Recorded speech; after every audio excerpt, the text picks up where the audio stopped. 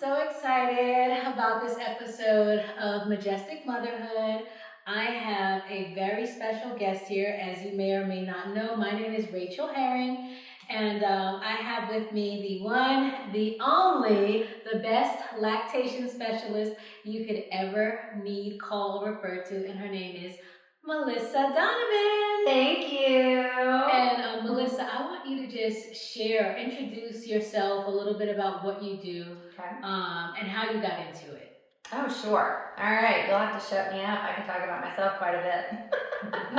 All right. My name is Melissa, like Rachel said, and I'm an IBCLC, which is an International Board Certified Lactation Consultant. I'm also a registered nurse with 17 years experience, 14 of those specifically with postpartum nursing care for moms and for babies. I'm the mom to two boys, Trey and Matthew, 17 and 14. And as a breastfeeding mom, I had a ton of challenges, and I felt like I was the only one in my family who knew anything about breastfeeding, knew that breastfeeding was good for a baby. And so I felt like everybody was against me the entire time I was breastfeeding. So I promised my lactation consultant, her name is Jennifer, that I would grow up one day and become her. And so I did. So after about 3 years as a mother-baby nurse, I started really focusing, my attention on helping moms breastfeed, and then sat for boards.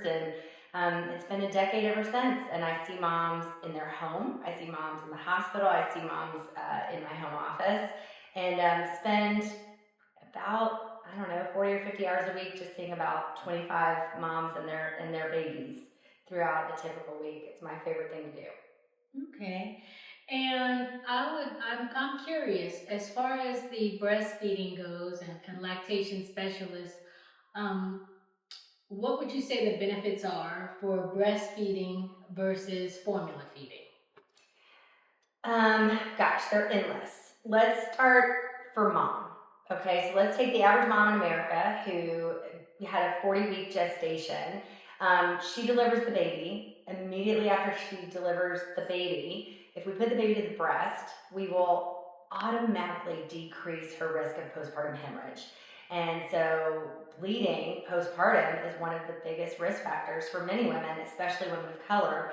And so if I can get the baby to the breast and have the baby breastfeed, then that's going to help release the oxytocin, which is going to help her uterus shrink back to pre-pregnancy size. And that contraction is what releases the milk, but it's also what saves her life from bleeding. So immediately postpartum is regulating bleeding. Second, postpartum, regulating blood pressure. I help a mom breastfeed, she's going to have less risk of high blood pressure because she's going to be calm, cool, and collected because of the hormones that are associated with breastfeeding. So that's pretty incredible.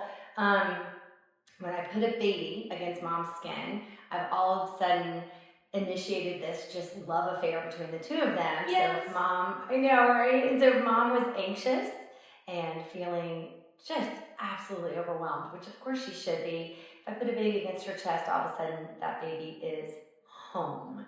And when the baby's at home, mom's breathing is more steady. Her respirations slow down, level out. She becomes very calm and in a very good place. For the baby, it regulates their temperature. So if a baby's chest is against mom's chest, the baby uses none of its own energy to stay warm. It only borrows directly from the mom.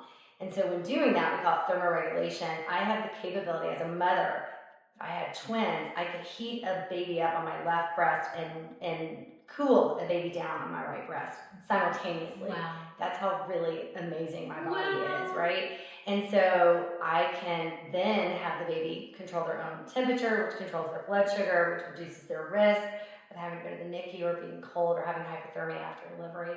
And that is all because of breastfeeding. And that's just the initial 1 hour postpartum. Oh my gosh. Right? I can go on for years, but that's the initial hour postpartum. Oh my God. Because that was just like, wow, I didn't know that. And I'm sure most people don't, and that's why it's so helpful, because I know I shared some of my struggles, and that's actually how Melissa and I met. First of all, my son was born earlier because of placenta previa, which ended up not being placenta previa. And he did not have the time necessary to develop that, called that. Suck, swallow, breathe. The Suck, suck, swallow, breathe. swallow, Coordination.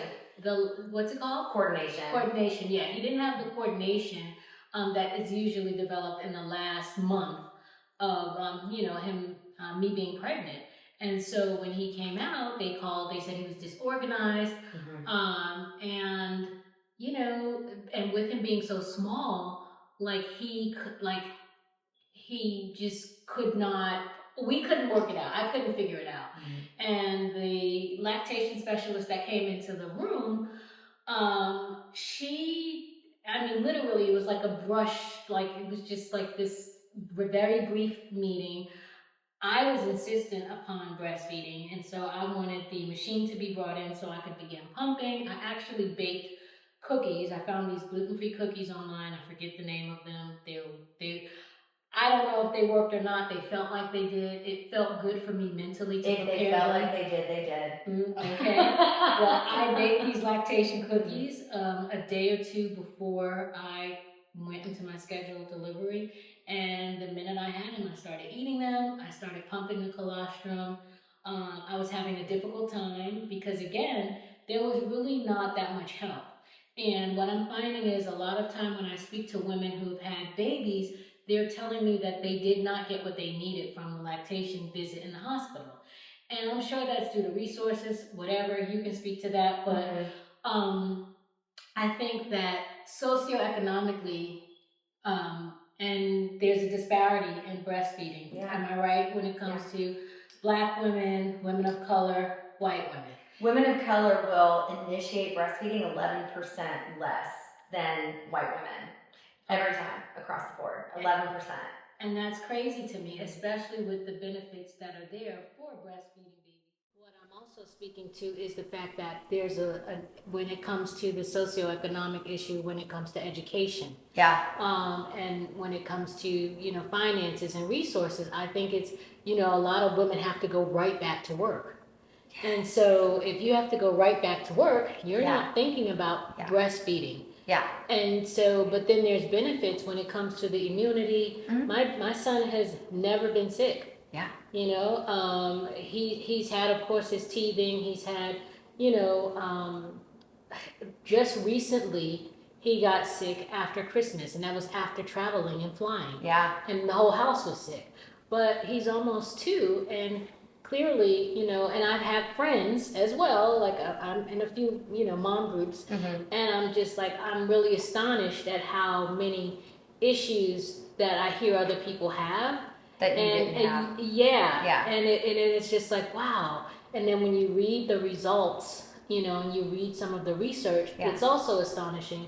And that's why, I just said, wow, it's amazing how you mentioned the cooling off and the warming the baby with either side of your chest. And how awesome and how amazing is it that God knew how to create and to create us to be able to sustain our babies and feed them and help them to grow and be healthy and give them the start that they need. Well, and just having your baby against your chest for 20 minutes 4 times a day, on day 5 postpartum, you'll have 85% more milk volume than if you didn't. Wow. Just by having your baby on your chest. That doesn't even include breastfeeding at the breast. That just includes skin to skin time. And so, children that are able to breastfeed, unlimited access to the breast whenever they want, for as long as they want, can grow just as beautifully. But in America, we don't spend a lot of time talking about preventative medicine. I have so many moms that tell me all the time, I'm going to do it if it works out for me. I'm going to try. Breastfeeding should not be something that we just going to see if it works out. It has worked. And scientifically for thousands and thousands of years. It's not easy. And in America, we don't watch other women breastfeed. So we're not taught how to breastfeed our own children. And so if we just spent time and the resources and just doing that prevention, then we would have much higher success rates with breastfeeding, but then fewer missed days from work because we wouldn't be at home with our sick kids. Yeah, I love that. And I think that, even for me, again, I had this quick interaction with the lactation specialist, and then next thing I know, I get home and I'm pumping. I've got milk galore. I've got pictures of how much milk I had.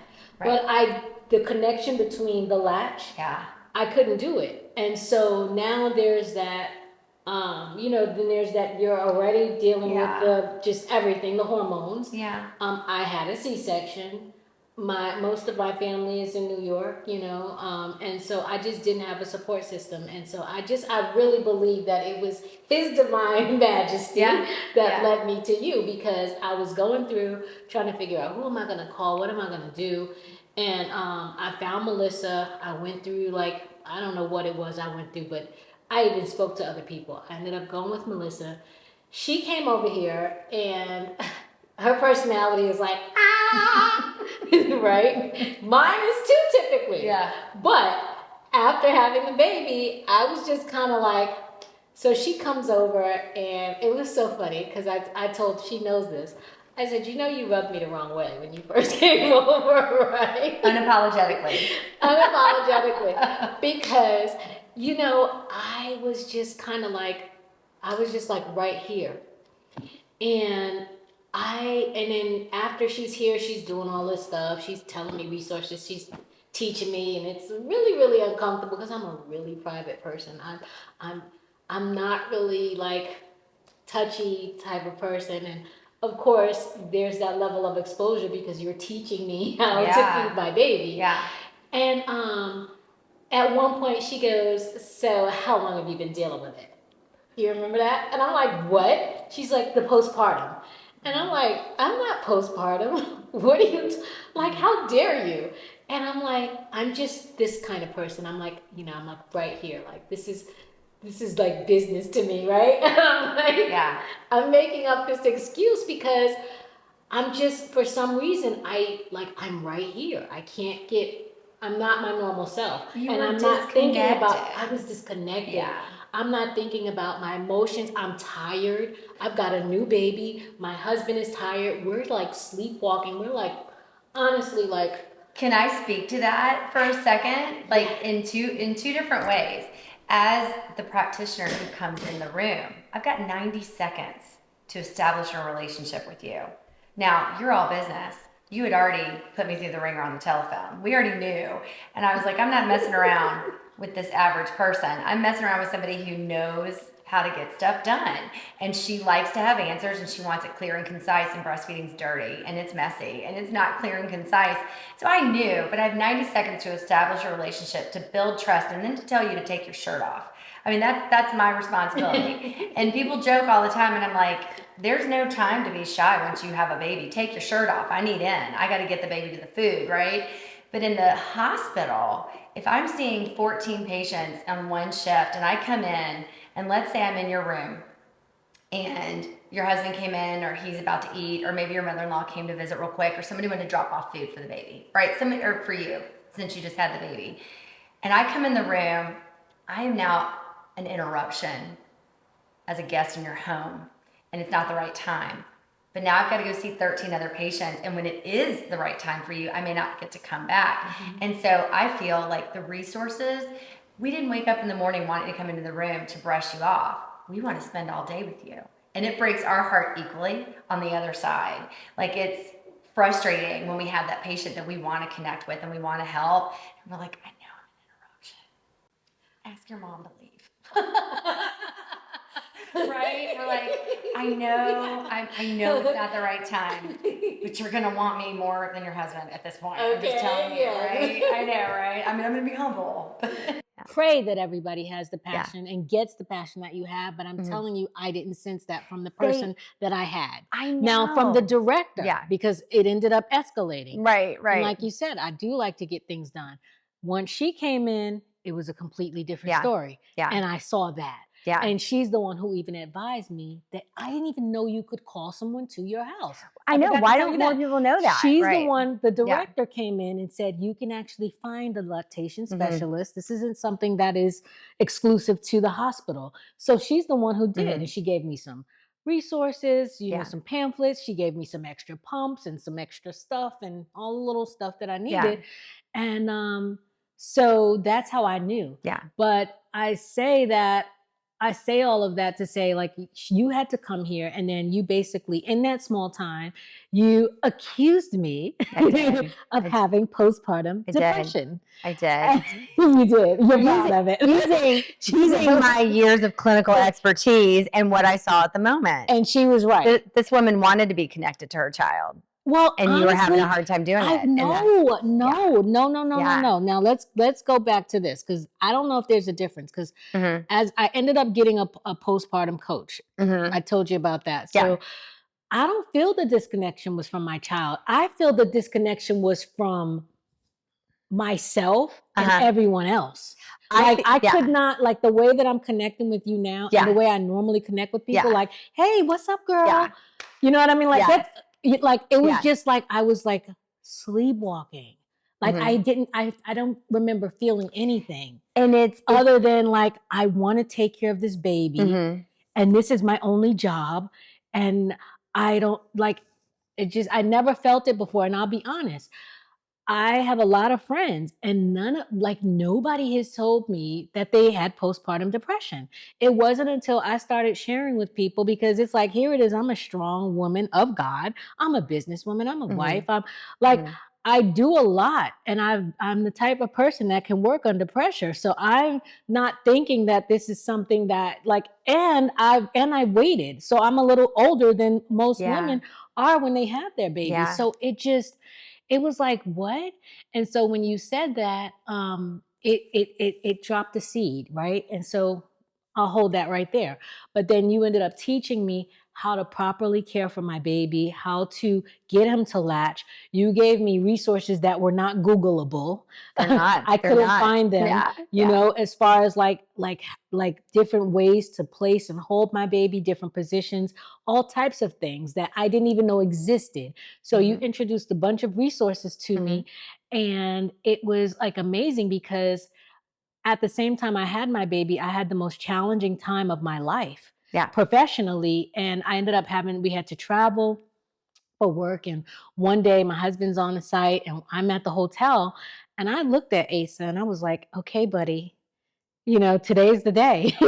Because he was still so small. He hadn't developed the coordination, and that muscle hadn't been strong enough to, you know, that's what they called it, disorganization.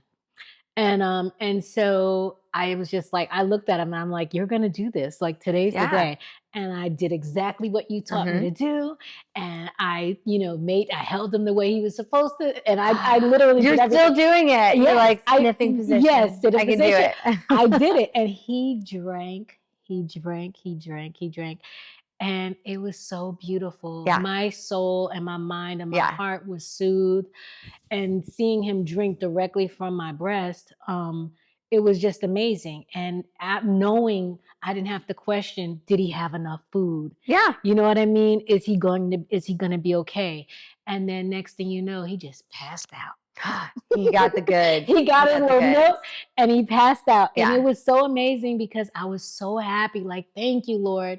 And just putting those resources together, listening to what you had taught. And it was just like, wow. Like, I really felt, I can't even, it was such a fulfilling feeling, because going from like not knowing if you're going to necessarily have milk to, and then the weight was lifted when it comes to like not having to sterilize bottles, not having to warm up the bottle, not having to clean up. It was just like one and done. I mean, for most of us that go into this profession, for most of us that go into the life of an IBCLC, that's our high. When we see it come full circle for a mom, and we watch her nourish her baby independently.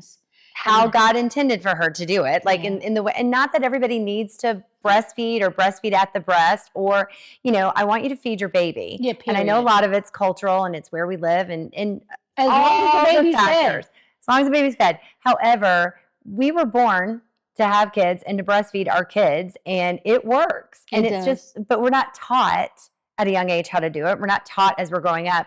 And you don't go into pregnancy learning all the resources available for breastfeeding. You have labor one time. You have a baby one time. You breastfeed that baby thousands of times. We spend so much education and time on how to labor this baby and do a birth plan, and you print a birth plan. Where's your breastfeeding plan? Where's your information about who are your resources you're going to call? And then I ask the tough questions. Did your mom breastfeed? Did your sister breastfeed? Did your cousin breastfeed? Because I need to know who I'm dealing with, especially in an African-American family. I've got to know who's my support people. Is your husband supportive of this? And let's talk about Right. the decrease of now for us breast cancer. Yeah. So I know, isn't that crazy? A lot of people, can you share? Ovarian cancer, cervical cancer, breastfeeding, because of the endocrine system, because of your hormones, will decrease your risk of cancer. Yeah. But it's going to decrease your risk of hypertension. I think of a Black woman and I think hypertensive. I think hypertensive crisis, risk for stroke. I shouldn't have to think through all those things. You should not. And honestly, I know, like, I think when you don't know that and you research it, it's like amazing, like why, how, but it's true. Ovarian cancer, all of the cancers that she talked about, there is, that percentage, that chance of you getting it, it lessens just by you breastfeeding. Every single day you breastfeed reduces the risk even more. So those are the benefits. And like we discussed, a lot of time, back in the day, our ancestors were so busy feeding other people's children, they weren't feeding their own. Yeah. And now you have it to where there is a socioeconomic disparity where we have to get back to work quicker. And so, and the workplace isn't providing resources for you to pump. Now they are getting better. I'm fascinated in Atlanta, though, because we have some large corporates that are here in Atlanta. And I work with women in every corporate environment. I work with women who are teachers, flight attendants. I work with people that are nurses. I work with a ton of different people. Some of the largest corporate companies that are based in Atlanta are the single worst opportunity for women to breastfeed. Wow. And I'm not okay with it.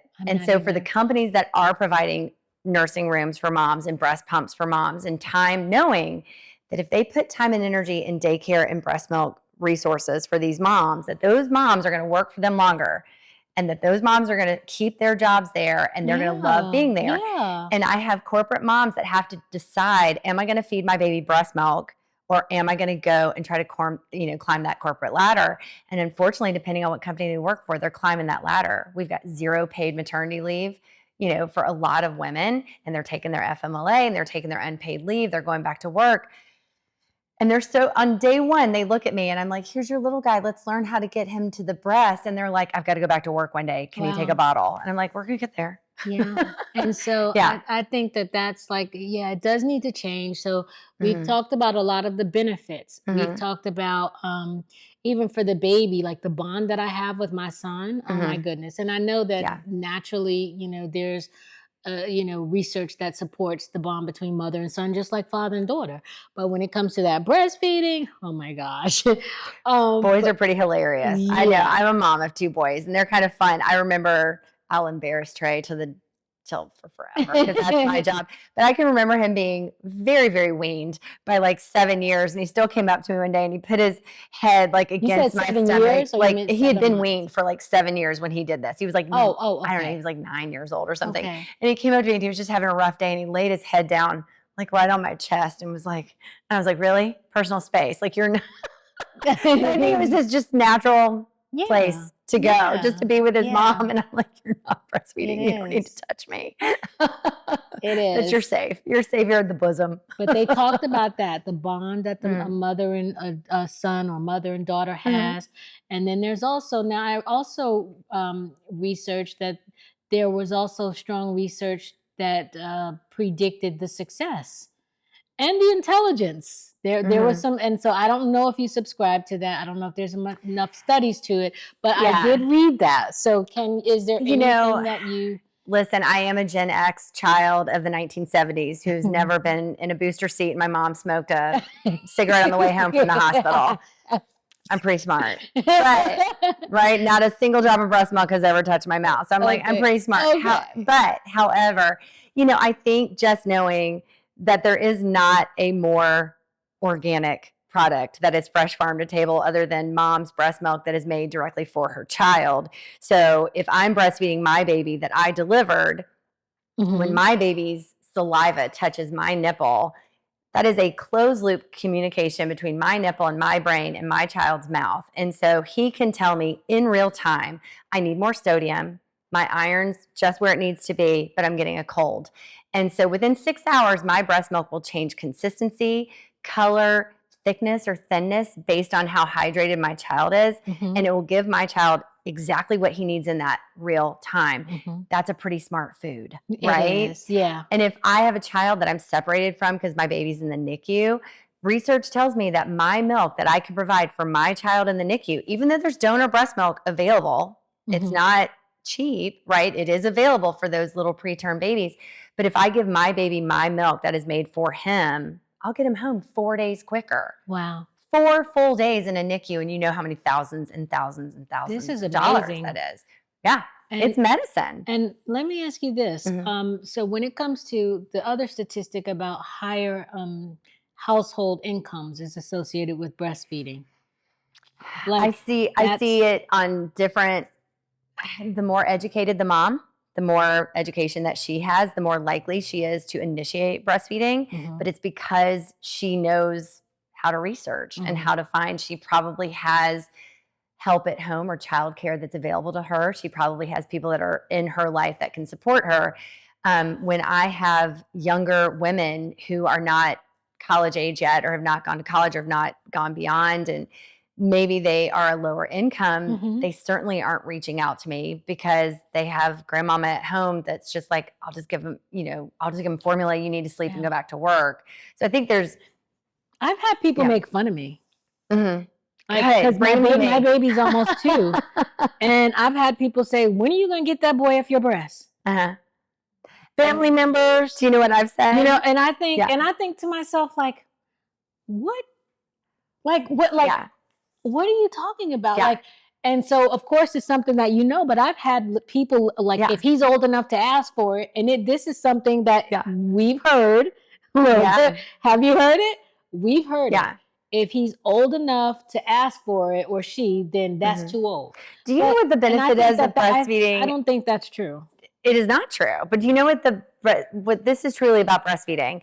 If I have a baby that's 12 months old who's eating food, right?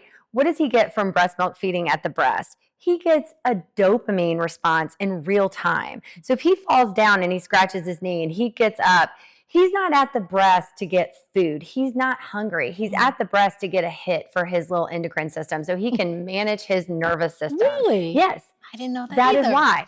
So the benefit of breastfeeding a baby all the way up to age 2 is beautiful. He gets a ton of immunity from you in real time. Mhm. It's the reason he didn't get as sick over Christmas when everybody got sick. And it's the reason he rebounded a whole lot quicker, because he's still going to get an illness, but he's still going to get rid of that illness a whole lot quicker. Can't see. Okay. And then on top of that, if I have a 2-year-old that's breastfeeding, that person feels safe. They feel attached to their parent. They know that they can come to their parent and they're not going to be shunned away. And I think if you look at, so many families are taught to not spoil a child, or don't hold that baby too long. That baby's never going to learn how to self-soothe. That is a bunch of, I cannot even speak to it enough. If I feel safe and secure and I know I'm going to be loved and held and touched, then I am going to be more independent and strong because I know I have the support of my family. I love that. Yeah. I want to touch on 2 more things before we wrap up. Mhm. And the 2 more things are, on average, Okay. how much does a lactation specialist make? Okay. And is there a disparity there as well when it comes to entering into the African American women Mhm. or men? I don't Mhm. know if it's None of those. Okay, entering into the field. Yeah. So those 2 questions. Okay. And then the last one is, if an African American woman wanted to enter in, where would you tell them to start? Call me. Okay. Okay. So we're going to start here, right? Depending on what city you live in America determines how much money you make in America as a lactation consultant. In America, if you live, let's say, rural Georgia, you're not going to bill as much as if you would in Atlanta. And that's based on the Centers for Medicare and Medicaid, and they determine the reimbursement rate for insurances. Okay. We bill based on what an insurance company is going to reimburse us back for. Mhm. So the average consult for a home visit is going to be about $250, Mhm. right? I see 25 babies a week. I'm not making $250 per baby, but on average, if it's an office visit, it's about $100. Mhm. If it's a home visit, it's usually $250. Mhm. If I go to New Mexico, that's going to be closer to like 175 and 75. So that's going to be the difference. The cost of getting your IBCLC, which is I'm international board certified. So that's kind of like the highest level of lactation counselor you can be. Let's say I was a young woman and I was looking to become a lactation consultant, regardless of color. But I always want to encourage my women of color because we are so just, there's less than 1% of women of color that are doing what I do. And I need other women to do what I do. Yeah. Especially so you can look at somebody who looks like you and learn from that I person, agree. right? And so there are some really, really wonderful African-American females in Atlanta. Thank goodness. We have good representation in Atlanta, right, for resources.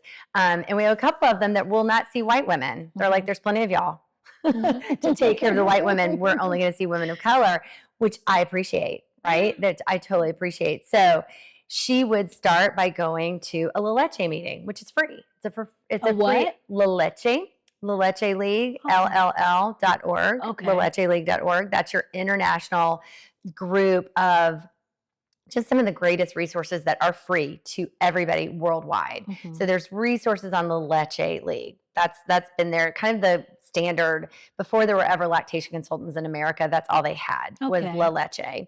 So you would start by going to a La Leche meeting. You would start by talking to the lactation consultant in the hospital that you were working for. And then how would they be able to contact you? So they can contact me. You can contact me, right, from Google, right? You can see Melissa Donovan at Express Yourself Lactation Consultants, but you can also just put lactation consultant near me, wherever your zip code is. There's also a free resource called zipmilk.org, ZIPMILK.org. And you just type in your zip code and then you find a lactation consultant or a free support group or a breastfeeding support group with La Leche. And it's all free resources. And then you say, I want to do what you do. How do I do it? Every single person that sees patients outside of the hospital because I'm spoiled rotten. I see you in your house and I see you in my office. So, I've got the greatest job in the entire world. I'm glad you see that I love it. But when you call me and you say, I want to be you when I grow up, I'll spend all my afternoon with you. You can come and sit with me anytime you want. You can look at all my stuff. You can listen to me talk to my patients. And then you can find out how interested you are in it. Because there is compassion fatigue. There is that empath fatigue. There is that exhaustion. I go to bed at night and I had to learn from my therapist how to turn my brain off so I'm not constantly trying to help you, right? Because I have to help me too. Right. And so when I turn off my brain, I can reboot and reset and be ready to get back to help you with your baby. And that's something that I think I've had to learn in being a nurse. And long before I was a nurse, I used to be a social worker years and years ago. I think that helped kind of put all the pieces together for me. But most of us will talk about breastfeeding and the beauty of breastfeeding hundreds of hours a day, if you'll let us, right? So we want to help other women learn to get it. And there's resources out there for women that don't have the same financial means to go and get this license. That's awesome. Yeah. And I love how there's I didn't know about milk donors or there's so many different resources out there. And like I said, for me, that's our first job, you know what I mean? To feed the baby. Yeah. So, I do think that it's something that there's not enough attention on, but it also helps to pave the way for you being a mother, and for just you getting on course and on track. So, if you guys have any questions, if there's something that we didn't answer, we are full of resources, but we are out of time. So feel free to reach out and connect with us. Make sure you like and subscribe. And Melissa Donovan's information will be pinned at the bottom. And we look forward to seeing you and talking with you again. Bye. Thanks, Rachel. Thank you, Melissa.